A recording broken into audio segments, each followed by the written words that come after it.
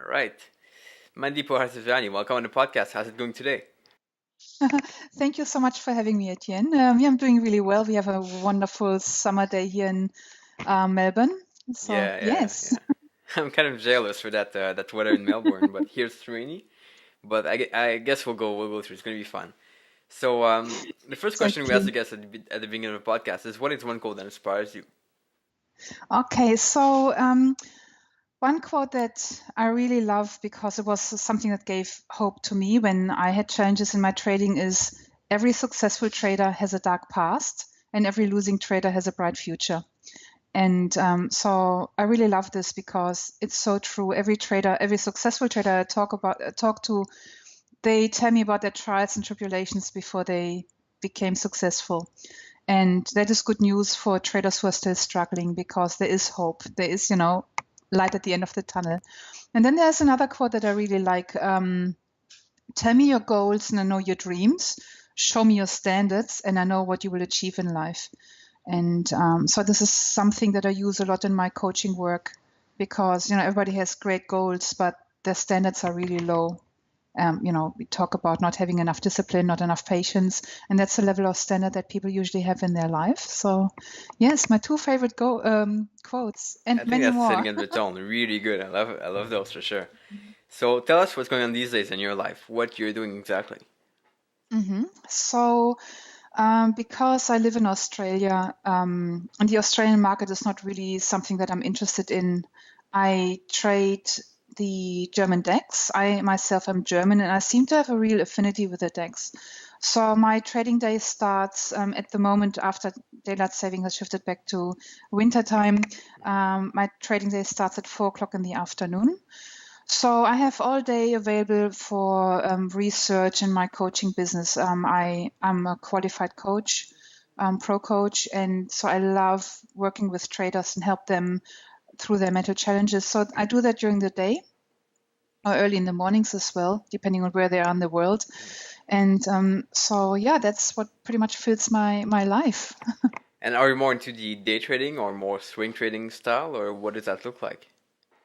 Um, My preferred way of trading is scalping, day trading. Okay. And at the beginning, I, had a lot of people commenting and saying, "Oh, you can't be successful with that." The thing is that it's perfect for my personality. Right. And because so many traders, like you read on the internet, no one can survive day trading. Um, I try to be someone I'm not. I try to be a long-term trader. I try to be a swing trader, and I didn't perform well until the day came when I was just being true to myself and just, short-term trading is what I perform best at. And how do I know? Because I see it in my statistics. So Mhm. the reason why I'm so good at that is I believe because of my whole life has been kind of short term. So when I started trading, when I grew up, I was a show jumper on horses. And when you look at show jumping, it's very short term. So you're in the arena and you see an obstacle, you focus on the obstacle, your every inch, every thought process, everything is this one obstacle. You take the obstacle and then you relax and then you look for the next obstacle. And I kind of trade the same style. So Mhm. because I have been show jumping for most of my growing up years, I think, not show jumping, but on horses since I was 5, 6 years old until I was 20. This is really what's ingrained in me. This is how I like to live my life as well, and this is why I think I perform best in my trading because it's a habit already. So if you look at traders who are more longer term traders, they also are active in sports that are maybe longer term or a team sport. I found it was really interesting that there's a lot of parallels in how traders trade and how they live their lives. Oh And yeah, so yeah, when yeah, yeah. it's amazing, right? Oh So when yeah, I yeah. work with a trader nowadays, I look first at how do you live your life, and then we translate that into your trading. Um, it's also a personality style. So I do a lot of personality profiling, which we call e-disc. Hmm. And so e-disc is the advanced version of disc, which is a behavioral profiling. And based on my behavioral style, which I'm a high I, high S, and I have a lot of D as well, if that means anything to anyone. You can always look it up on the internet, lots of information out there. I am very suited for making quick, fast decisions. I need the mental stimulation. But if you have a trader who is a high C, high S, they would not be able, based on their natural behavioral preferences, to make quick, fast decisions. So they should actually look at more swing trading or longer term trading. This Yeah. is a very interesting subject, and it's something that I've seen a lot. But the question I'm wondering is, and I think I'm like the opposite type totally, so I'm more like the swing trader type of person. So Yeah. is there a way to figure it out with a test, or do you just have to do trial and error and figure out along the way how you perform best? So this is what most traders start off with, the trial and error, and wonder why they can't perform, and are very, go through a lot of drawdown and pain for them and their family.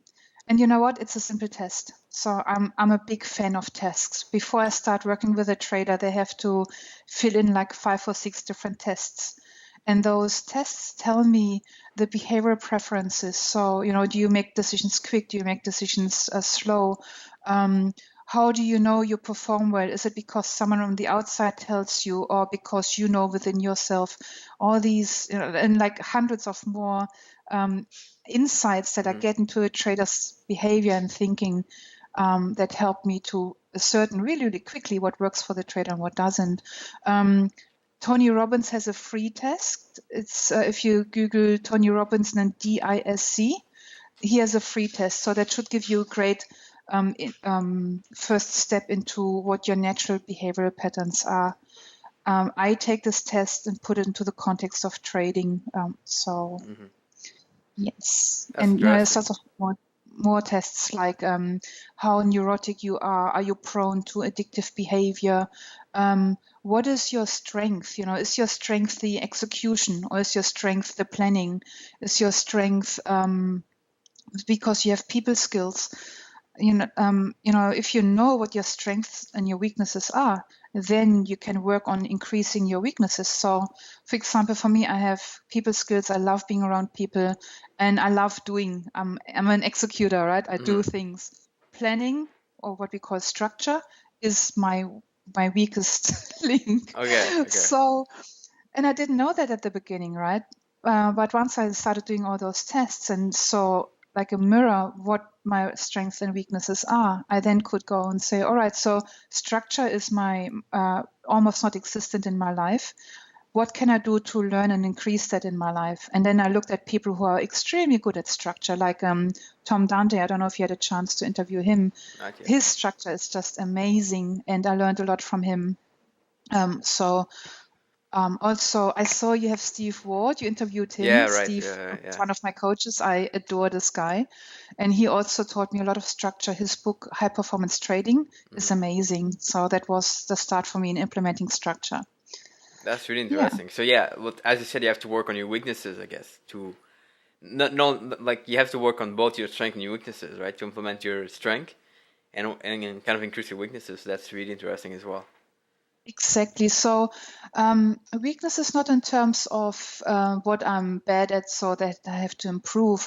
Weakness is in terms of there is certain patterns, there are certain elements of life that need to be satisfied and met in order to be successful. There's just no way around. It's like if you want to keep your teeth, you have to brush them, you have to floss them.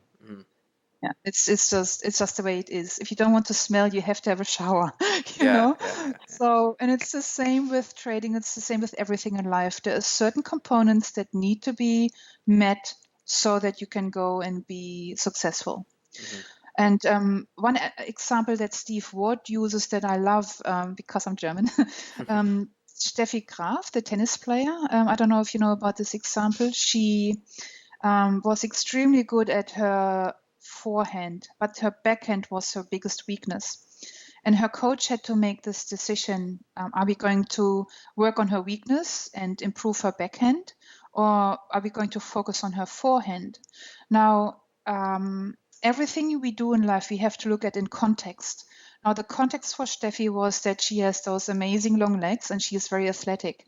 And so the coach decided that Steffi can outrun every backhand and use her forehand. And this is what they did. And that was then her weapon in the end that made her so successful. And so it's the same. It's not necessarily saying I need to improve my weakness. It's look at it in context. If you improve your weakness, what consequence does that have on your strength? Does it take away from your strength? Or is it something that you improve and it adds to your strength? So for me, I'm really good at execution, as I said before. I'm a doer. But I would just do without any structure and would waste a lot of energy and a lot of valuable and useful resources with my, drive for execution. And then once I started implementing structure, like following a trading system, following a structure in my day, doing my performance analysis, then my strength, my execution strength in doing was tailored into a direction and became so much more efficient and so much more powerful. So it was helping my natural strength and not taking away from it. Yeah, and that's a big thing to work on. Yeah, I'm curious to know though, Yes. how did you start to trade exactly? Like, how did you hear about trading in the first place? Oh God, it was by chance actually. So Okay. it was the year 2000, and I had just moved from Hong Kong to Australia, Oh, and I nice. was and I was working in the German company Siemens at the time, and it was my birthday. My colleague gave me the book Rich Dad Poor Dad from Robert Kiyosaki as a Good book, birthday by the way. present. Yeah, So it is great, right? And yeah. it was so popular at the times. And when I read this book, I realized that there was so much more to life than the corporate world. I had never heard about wealth creation or personal development. So I was very inspired and I attended my first wealth creation seminar. It was called Wealth Accelerator Systems. It was a 3-day seminar that taught you all about business, property, and trading. Now, I thought I had hit the jackpot because the presenter offered that they're going to invest money into their scheme for us and help us to become rich. And like, wow, it's all too hard. I just give them my money. So I went, gave them $10,000. Thank God it was only $10,000. But shortly after, the guys, they skipped the country. I think they went to America with all the money. And I was lucky because it was only 10,000. I know one guy, he had remortgaged his farm and had $750,000 invested with them. Wow, So that's huge. lost everything. So that was my very first $10,000 lesson. I was very naive and trusting at the time. And I don't know if you know Einstein's quote, two things are infinite, the universe and human stupidity. Right, And I'm right. not sure about the universe. So that was me, but I hope that, I finally smartened up. Yeah, So good luck, bad luck, who knows, whatever happened. I would have never discovered trading if that hadn't happened because the organizers, they were very apologetic. They said, we can't get you your money back, but you are allowed to attend another seminar for free. There was only one seminar left, and that was an options trading seminar. And I thought, all right, just go there then. I at least want to have something for my money. And then, of course, like almost every trader, I went to this 3-day seminar, and I thought, again, I had hit the jackpot. Now I can learn how to do it myself, and I will be successful by the end of the year, have my Ferrari in the garage. And of course, it didn't work out like that. So yeah. this is how I got to trading. And what happened Was after? Like, so you went to this workshop? Did you start to Mhm. trade right away after, or how did that work? Well, I was good. I was paper trading for 6 months, Okay. and and then I started trading. That was a time when I actually still had to pick up the phone and call a broker. There Oh, was no online trading. right, Yeah. right, right. So I tried options trading. It was on Australian equities, and I failed badly. Hmm. And so the learning process after that was pretty much, I realized that I needed to learn more. And so what I did is I started learning every strategy that I could find. So I Mm. started learning harmonics. No, actually, I started learning big picture chart patterns, right? Like double tops, double bottoms. This is what we learned in that trading course, and to apply that for options. And then I learned candlesticks, harmonics, GAN, um, Elliott wave, like anything I could find, I studied for like years because I Okay. always thought I don't know enough, I don't have enough knowledge. And of course, I still didn't perform in my trading. I still didn't know what was going on because I still couldn't make it work. And that's the So, thing, I think, just to recap, it's the thing that a lot of traders face even today, I think. And even because I guess in that time information was harder to find, today it's like so easy to find anything on that topic, right? yes, yeah, So yeah, how did exactly. you get out of that kind of phase of overwhelm? Because I guess you felt overwhelmed, right? I did. I felt overwhelmed and so much more, you know. Yeah. so, so, um, you know, just to trace back a little, like, you know, even after like 4 or 5 years of trading, I was still in a place where nothing was working for me. And looking back at it now with all the experience I have, it's been 16 years. You see, most of us have never been taught how to be functional adults and how to have a successful life and how to set yourself up for success. And if you look at the statistics, 97% of traders never become successful. And this is actually not only in the trading industry, this is all across other industries. Um, so many people want to lose weight and tone up and look good and be healthy, and yet as soon as they walk past the bakery, they become victim of their Hmm. own urges and temptations. It's the same in sports. A friend of mine, she works in elite sports. So many aspiring athletes, and only a small percentage makes it happen. So what is that gap? What's that gap between our goals that are so big and how we actually behave, why we don't succeed. And I don't know about Canada, but school didn't prepare me how to be a great trader, Oh no, not at all. It's no, uh, never. I know. how to run my finances, Right, or right. how to have great relationships, how to be a responsible adult.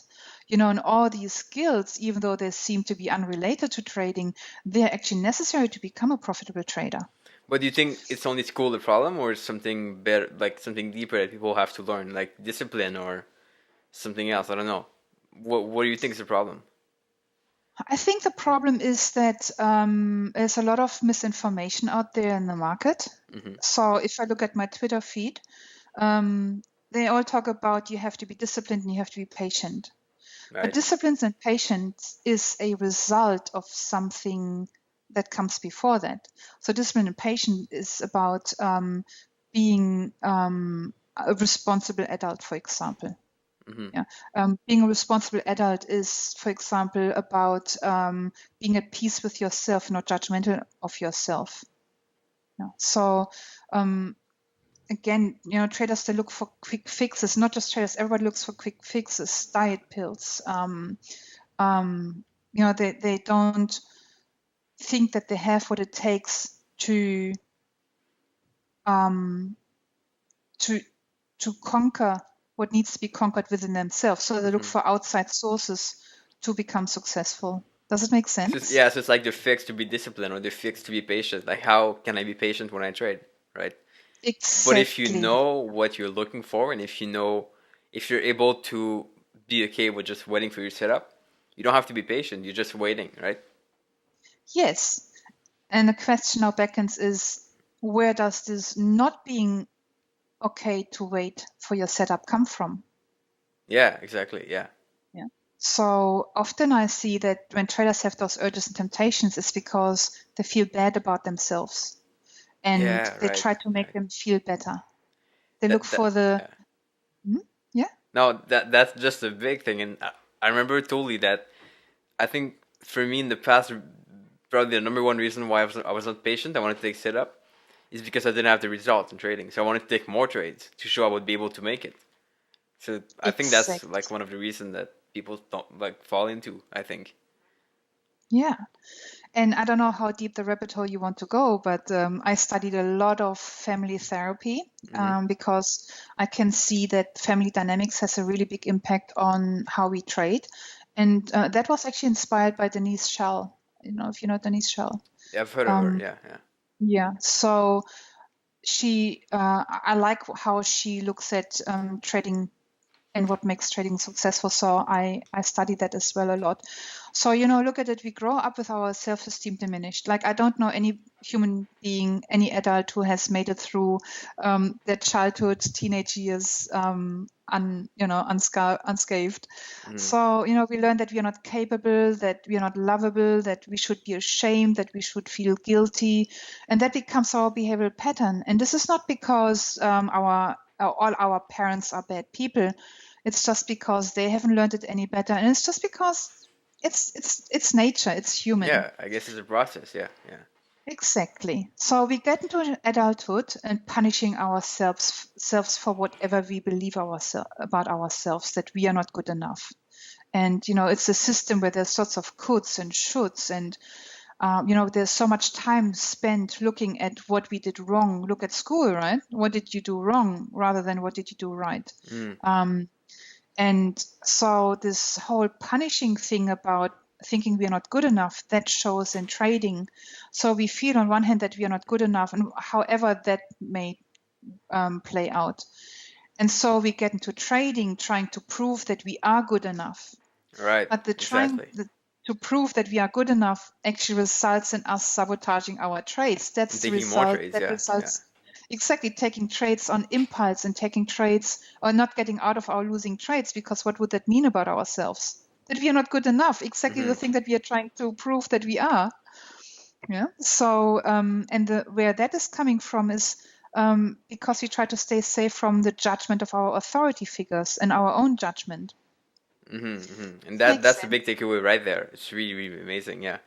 So to Yeah. go back to your story, is it like the question I'm asking now is what is the solution to this, and is it the way you've been able to become profitable in trading? Yes. Okay. So the answer is yes, which is a good answer. Um, the the Out of my experience and out of all the research that I've done on looking at what makes traders successful, I then developed the 3 pillars to success methodology. This is what I did for myself, and then now this is what I teach my traders. So the 3 pillars is simply, if you want to be successful, and given that you have a methodology, that trading strategy that is working, that is proven to work, there's 3 areas you have to work on. It's your trading mindset, it's your behavioral finance, so your thinking strategies, and it's your performance metrics. And what I see is most traders, they only work on their trading strategy, and I did the same until the day came when I realized, no, I knew what to do, but I didn't do what I know. And at the time, I wasn't aware of that, but this is what Steve Ward taught me. It's like the knowing what to do, but the not doing what you know. And then what's the gap? Why is that so?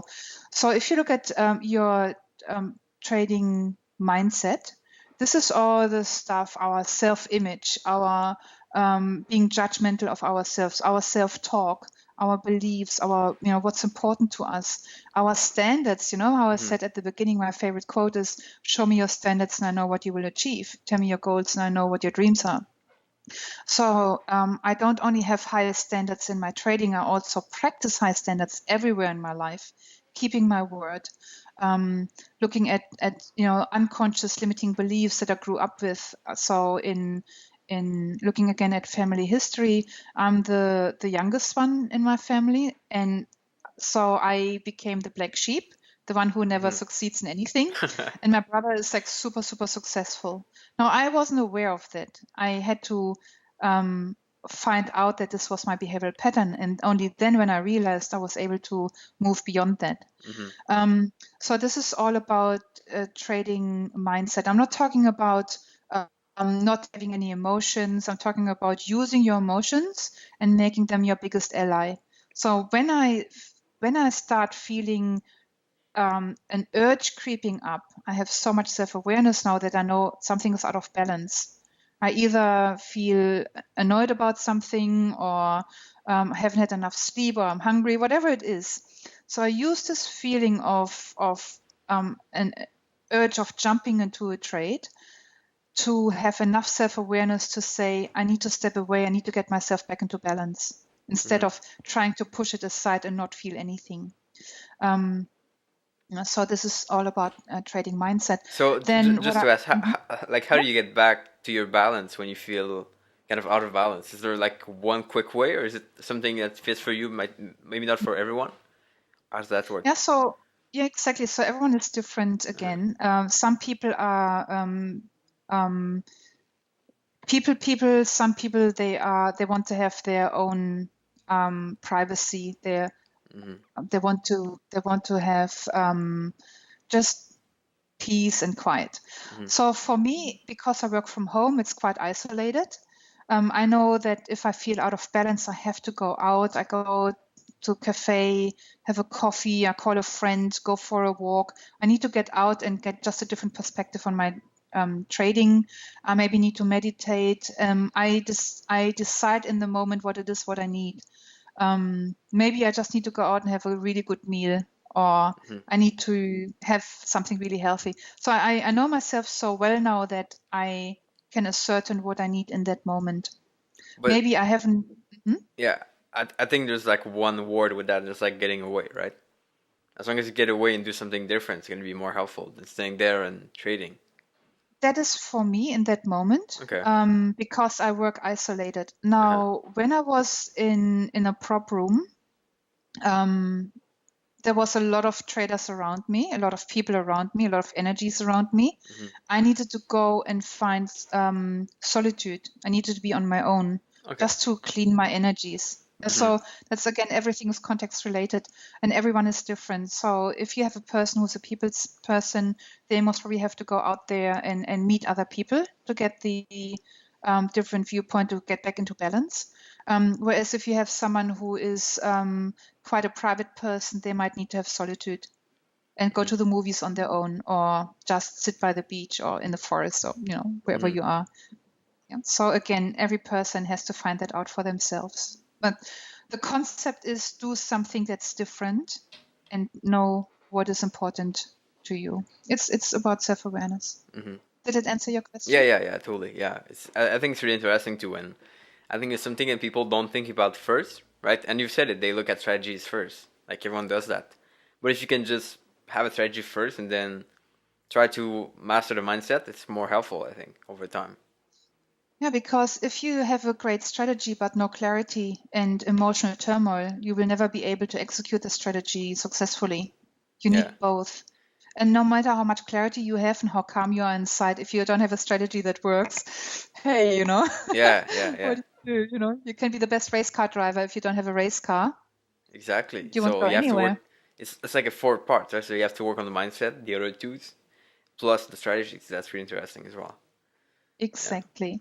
Now, the second part is I found over the years that a lot of traders that came to me and said, "Oh, I'm not patient. I'm not disciplined. There's something wrong with me." And then I realized they just don't know how to think. They didn't have any mindset challenges. They were quite, well formed adults, successful in their lives, but they didn't know how to think. And Hmm. that comes from thinking fast and slow. Daniel Kahneman, I'm sure you Right. have heard of Oh yeah, that. yeah, Yeah. yeah, Yeah, one of my favorite. And again, Steve Ward introduced me to his work, so I'm eternally grateful to Steve. yeah. Um, so I love thinking fast and slow. It's my Bible. I took a lot of the examples and translated it into trading. So to give you one of my favorite examples, you have so Kahneman did this experiment where they looked at people who bought a $25 product, and they said, if you go down to the other shop 10 minutes down the road, you can save $5.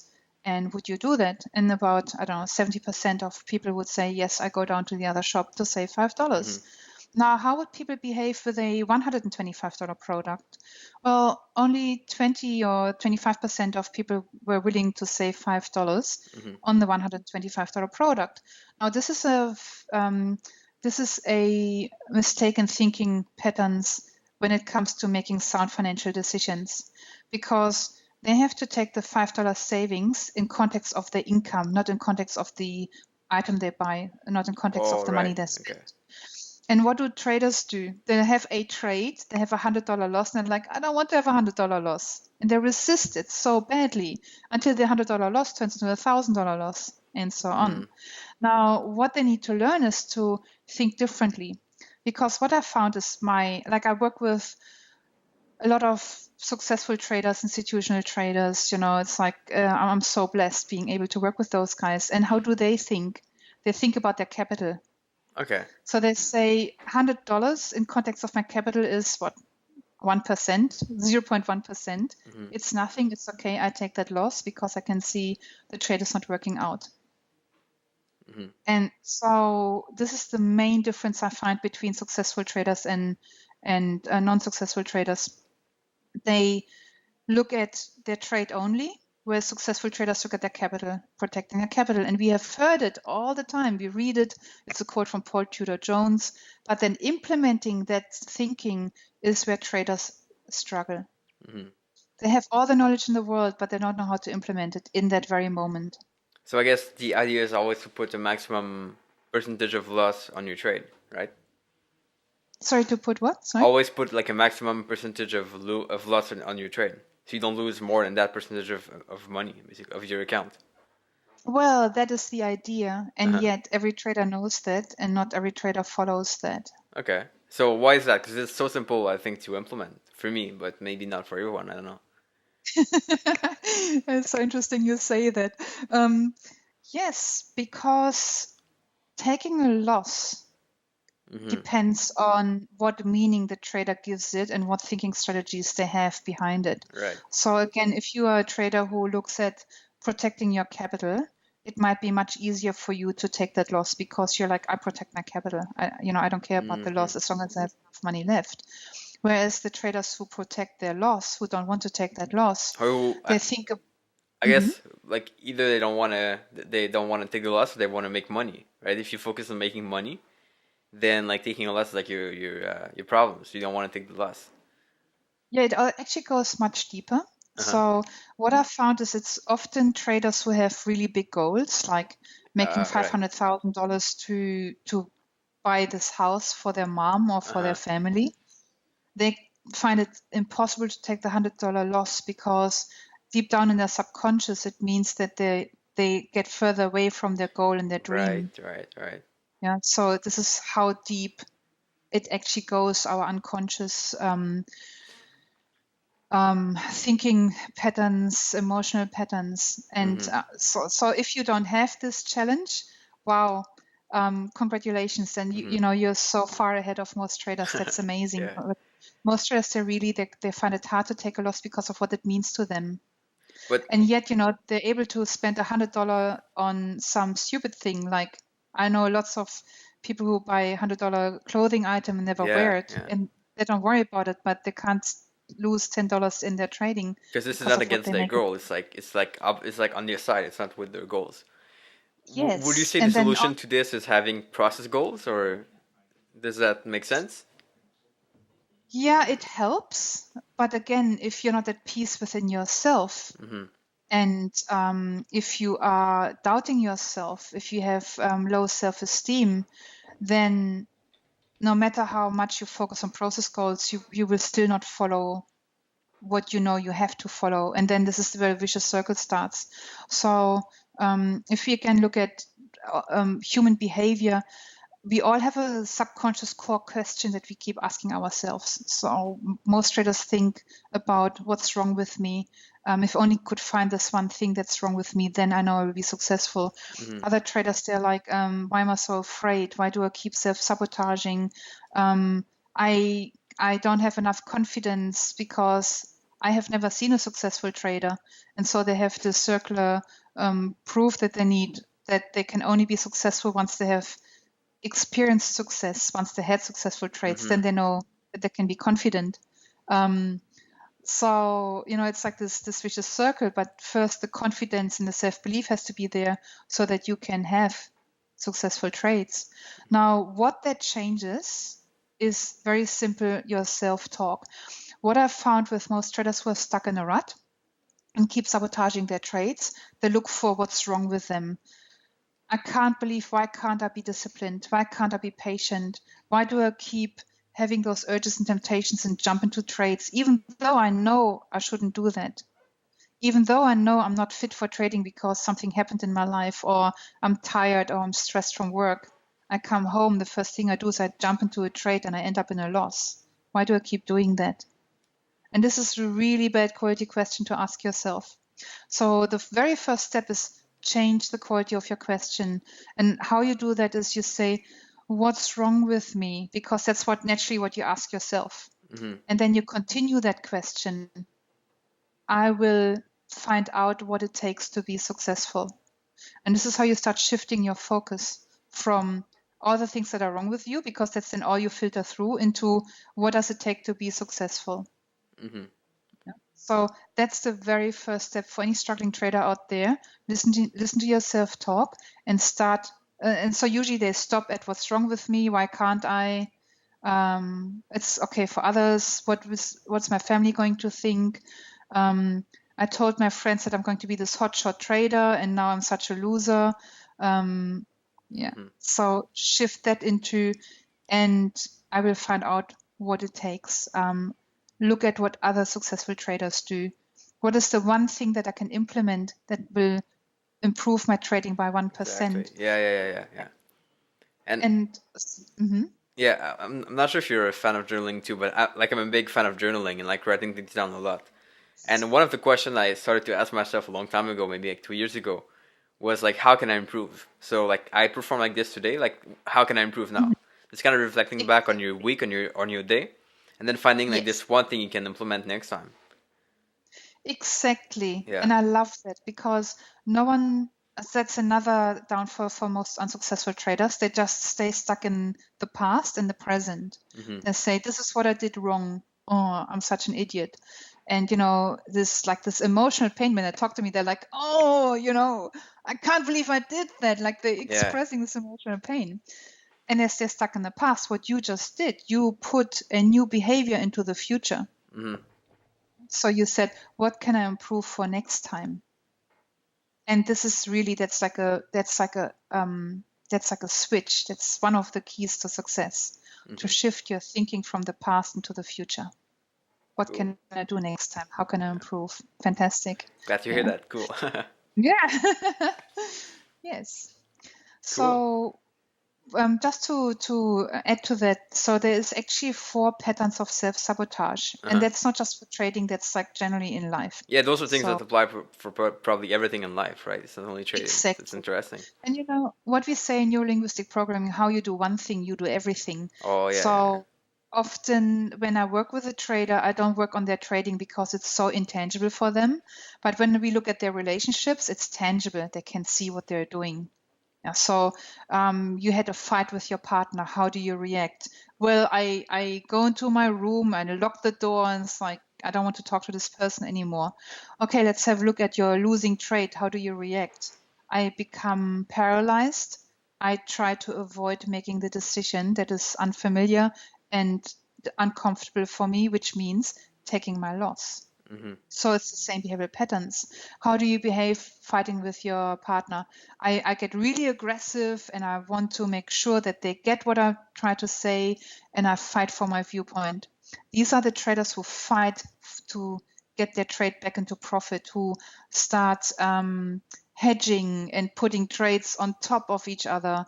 So they're the fighters. And both those strategies are usually in the hands of the unskilled person, not successful. They still end up in a big loss. And so then it becomes really apparent to them how they behave in their normal life and how they behave in trading. And that then helps them to develop a lot of self-awareness. And self-awareness is the second step of how to improve your trading. So number one, it's having the awareness to your self-talk and shifting it into something positive. Not positive, I don't like the word positive, something useful, resourceful, like you said. How can I improve for next time? What do I need to do differently? And the second step is the self-awareness of your behavioral strategies. Because for everything that we do in life, we have a strategy. How is my strategy of dealing with conflict? In my relationships, it will be exactly the same how you deal with conflict or losing trade in your trading. Now, there's 4 patterns of self-sabotage, and the number one is the fear of failure. And that is usually related to shame about a decision that someone made about themselves as a child of not being good enough. And we all have that. Mm-hmm. No one is, has been saved from that. And that's okay. It's not a big problem. It's just about being aware of it and then working with it. Then there's the fear of success, feeling guilty about being better than other people and fear that they lose belonging. So it's not about the fear of success in terms of I'm afraid to be successful. It's more about feeling guilty about being successful. Mm-hmm. Because that was really a big factor for me because I adore my brother. I love him. He was the successful one in the family. So me becoming successful would have threatened his status in my own mind. It had Yeah, nothing to do with I know. reality. But And it's I a real spoke to my thing. I brother. know. Yeah. Yeah, exactly right. So I spoke to my brother about it, and he's like, "Don't be silly. I want you to be successful." And I needed disclosure, right? I needed his encouragement. I needed him to believe in me. Then the third one is the guilt about existence, so feeling like a burden to others. And this is when we are unable to receive. That's often for children who come from broken families. They feel that it's their fault that something happened, or families where a family member died very early. So they're unable to receive, and they will find it hard to become successful in trading until they bring it to the surface and work with it and find peace in it, because we can't change what happened, but we can find peace in it. And then the last one is, again, the guilt of success, the fear of making others look bad, feel bad. So they constantly underperform. Yeah? So this is why we do those sabotaging behaviors. And this is why focusing on your process goals on its own is not enough. Because Yeah, you we have to need to allow look at yourself to go to reach those goals, right? exactly. Fantastic. So this is where the thinking patterns come in. When you say, I focus on how can I improve next time? That's a thinking pattern. That's behavioral finance, understanding, understanding framing, understanding anchoring, understanding confirmation bias, understanding, all the biases that work against us naturally. And that beautifully fits into our mindset. Yeah. And how do we find out where our weaknesses and strengths are? Where do we think incorrectly? How do we feel incorrectly? Where we look at our performance statistics. Right. Our performance statistics tell us, was my timing right in this trade? Did I get into early? Did I get into late? If I get into early, is it because of my system told me to get into early, or because I had the fear of missing out and I jumped into the trade? And this is where your journaling comes in. If I journal, I had this urge, and I gave into this urge, which leads to more frustration, and then we feel even worse, and we want to not feel frustration. And what do? We try to relieve the frustration by taking another trade and averaging up or down. Yeah. And in that moment, when we get into the next trade, we feel the sense of relief until the trade goes into a loss. And then the frustration comes up again. We're trying to relieve that again. Yeah. All these things I can see in someone's performance statistics. It's amazing. Yeah. But I think this is where you have to not only look at your stats, but also to write, right? And I'm a big fan of Dr. Andrew Maneker, who says like you have to write absolutely because it's the best way to know what you do. And you kind of notice it yourself when you do something wrong. So I think that's the easiest way. Exactly. The danger in that is that I saw a lot of journals where people just put themselves down and are judgmental of themselves. It's like, again, I got into this trade. I jumped into the trade knowing, even though I promised myself not to trade today, but I couldn't help myself. So this is the kind of journal that they're keeping, all just self-bashing. It's easier to do that, yeah. But I think it's possible to have a balance of like what I did well today, what I did not good, and how I can improve. So again, it's kind of a habit to take, I think. But yeah. Yeah, and that's what I wanted to emphasize, that journaling, there is a skill in it, and to study what Andrew teaches. He's amazing as well. Oh yeah. So how to do journaling. So everything is a skill, and this is what I said before, where if you're a person who is a doer, you just start journaling. But if you're a person who you don't find out how to journal in the most effective way. So I had to learn this behavioral pattern of actually studying first, how do other successful people journal, other successful traders journal, and then go gung-ho with my journaling.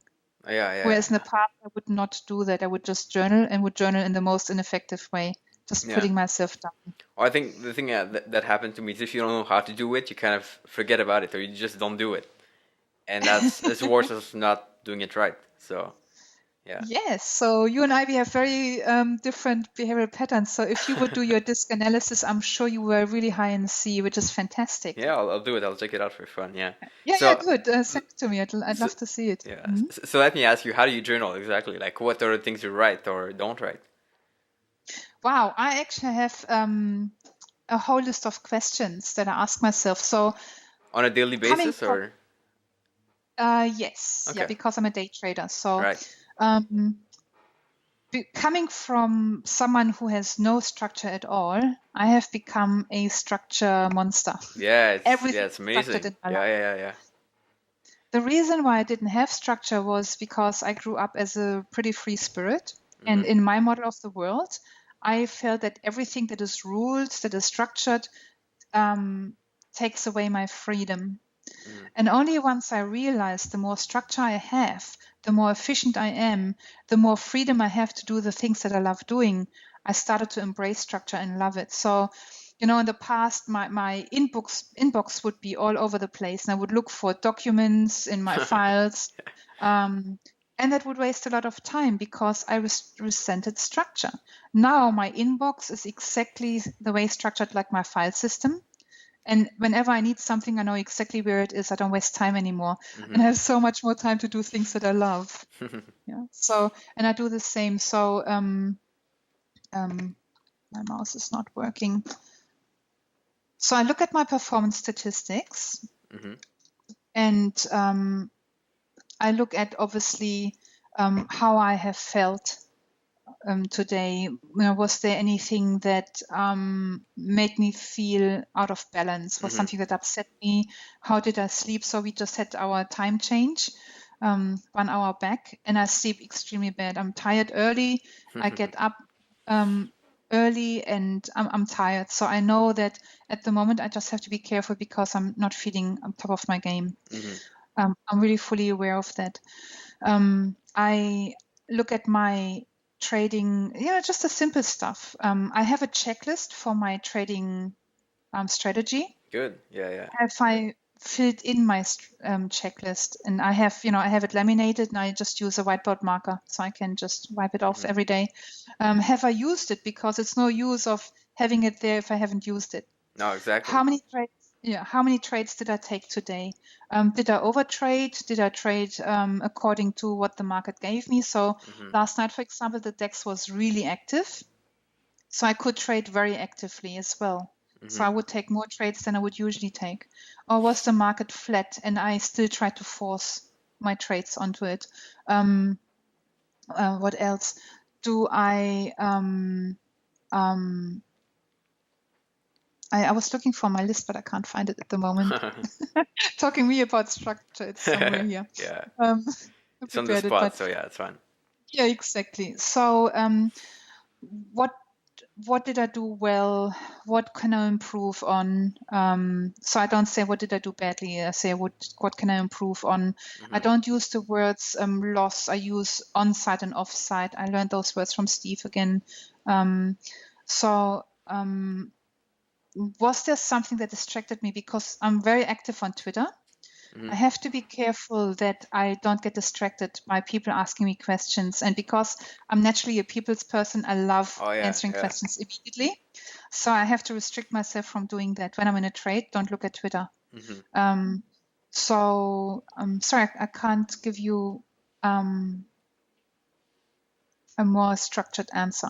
This is, yeah, That's totally fine. So funny, right? yeah, if it works for you, what we'll do is we'll try to get more questions. I'll try to add a few myself, and we'll put them in the show Please, note that would after be that, amazing. so people can read them and see Okay, what we good. come with for sure. Yep. So Mhm. yeah, that's pretty cool. I'm I happy to know. email you my list if that's helpful. Yeah, So. exactly. Mhm. So I want to respect your time. I know we could talk about this like for hours because it's super interesting. But is there one last thing you want to teach people or let them know or anything that they need to hear? Um,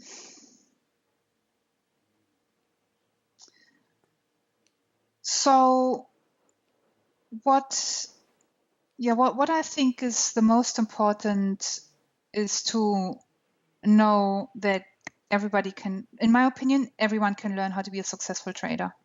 Um, I see most traders working really hard on becoming successful. They spend hours in front of the computer. They read books, they study webinars, Oh yeah. and they don't do what is crucial to become successful. So to become successful is a few crucial steps, and they don't do that. And one of the most crucial parts is performance analysis.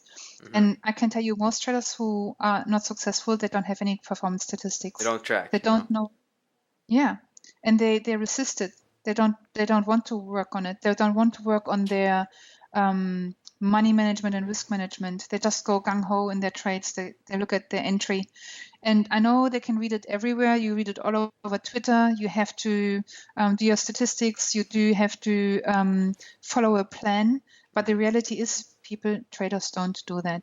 Do what works. Don't just go crazy in executing trades and looking for someone on Twitter who is successful, whom you can follow.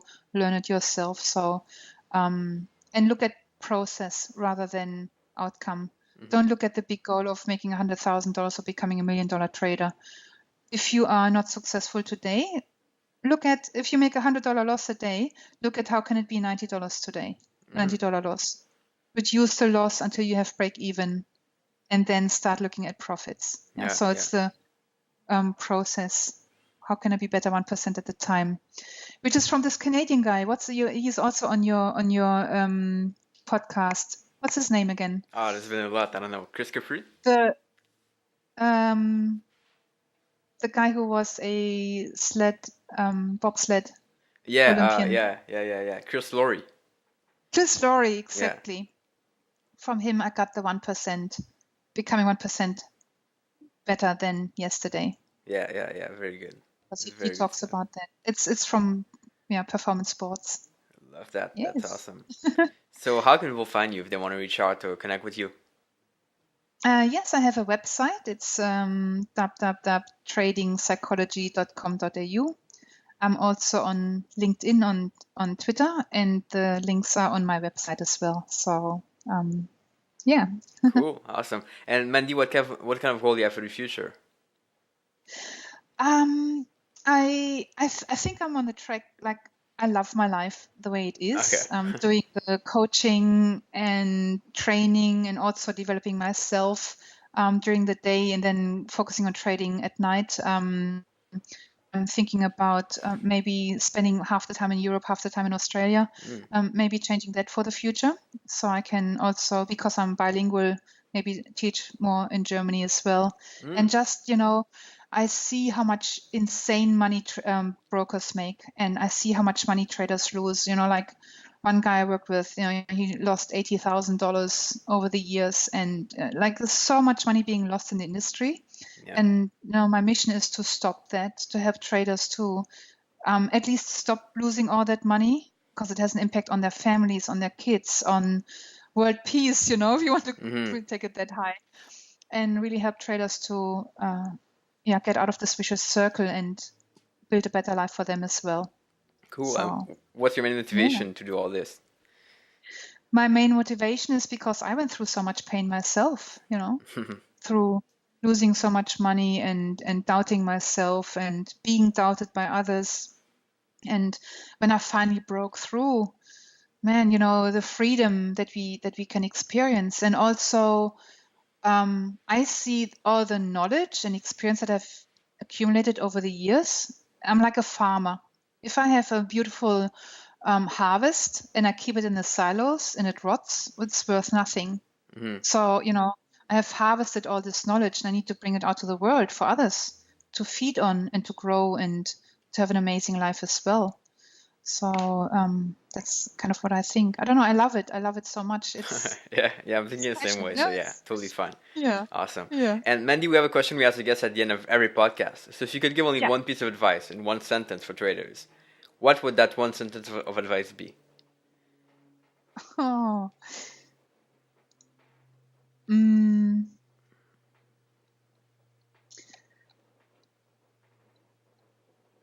find out the crucial elements that lead to success. Be efficient with, that's not one sentence, is it? Be efficient with your time, and show kindness to others. Because the moment you show kindness to others, you show kindness to yourself. And that's, for me, a key element to success as well. Love that.